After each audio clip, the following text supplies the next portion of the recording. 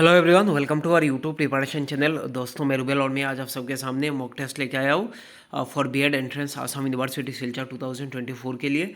सो आपको full scale या कह सकते हैं रेगुलर मॉक टेस्ट ज्वाइन करने के लिए और ऑनलाइन क्लास ज्वाइन करने के लिए आपको मंथली फीस ओनली 200 रुपीज़ पे करना होगा थ्रू यूपीआई यानी फ़ोनपे, जीपे या पेटीएम से 9101467653 इस नंबर पे करके इसका स्क्रीनशॉट मेरे व्हाट्सअप नंबर पे भेज देना।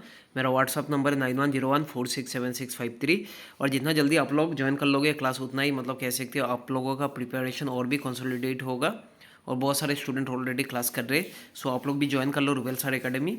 सो शुरू करते हैं आज का जो पहला क्वेश्चन यानी क्वेश्चन नंबर 21 यानी आज का first question, the full form of CBSE. Options are central board of secondary education या central board of secondary education, central board of secondary education या central board of school education या option D central board of science education. So इसमें से जो right answer होगा वो है option A यानी central board of secondary education. Question number 22 यानी आज का second question, in case of the state universities the vice chancellor is. State university पे कह सकते हैं जो वाइस चांसलर नहीं, चांसलर इज, चांसलर कौन बनेंगे? Option are president of India या prime minister of India, governor of a state या option D chief minister of a state. So state university पे कौन चांसलर है, इसका राइट आंसर होगा वो है ऑप्शन सी यानी governor of a state. Question number 23 यानी आज का third question, which of the following was not a feature of the Indian university act 1904। Number A, the governor general in council was empowered to define the territorial limits of a university, ये सही है। Number B, the governor general in council was empowered जो decide करेंगे affiliation to the universities, ये भी सही है। Number C, the governments control over the university was decrease, ये गलत है। सो इसमें थ्रू दिस एक्ट जो government control over the universities was increased, ये याद रखना। और जो ऑप्शन डी है, the government was to appoint fellow या fellowship in a university. So right answer होगा देखो ऑप्शन सी यानी ये गलत है। Question number 24, consider the following statement regarding the Indian university act 1904।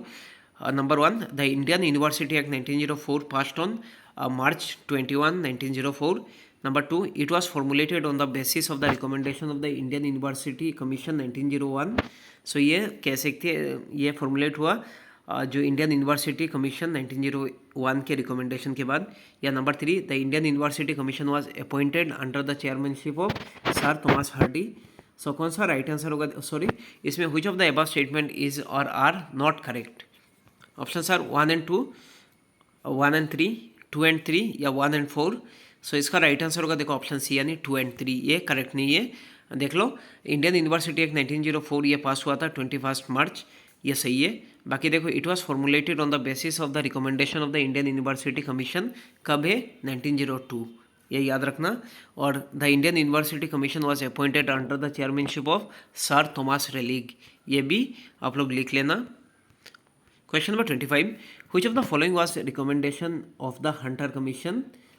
Options are women education या new regulation for the organized senate system या option C gradual withdrawal of the state support from the higher education या option D introduction of the civil या civic education at college and university level।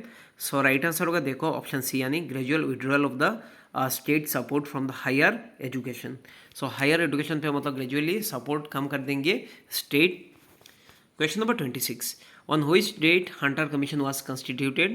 Options are 2nd April 1882 या 3rd April 1882 या 4th April 1882 या option D 5th April 1882।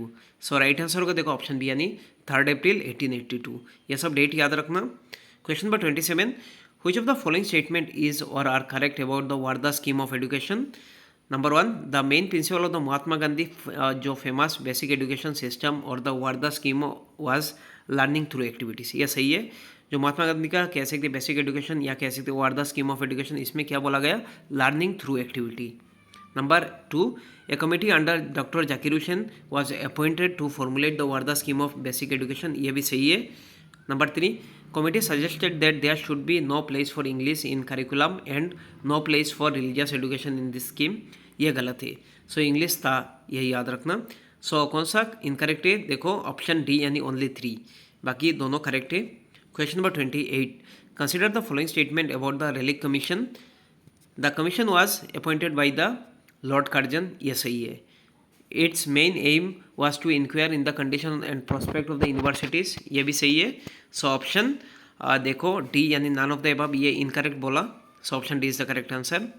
Question number 29, consider the following statement about the Hartog committee. देखो number 1, the committee was set up during the reign of lord Irwin, यह सही है. Number 2, it was set up to investigate the Anglo Asian opium trade, ये गलत है. सो कौन सा correct है देखो, 4 ऑप्शन में से राइट आंसर होगा ऑप्शन ए यानी ओनली 1.